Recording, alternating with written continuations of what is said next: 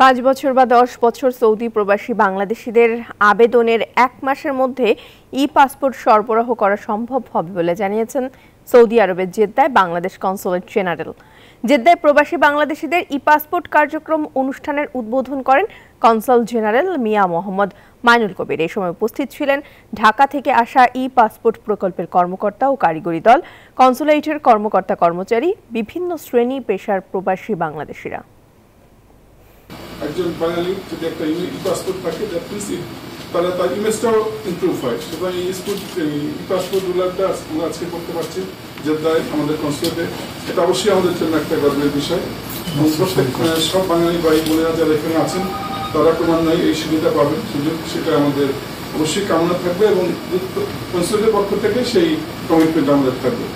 এনজিওর কিস্তি প্রথমবার বিকাশ পেমেন্ট করলেই 20 টাকা ইনস্ট্যান্ট ক্যাশব্যাক।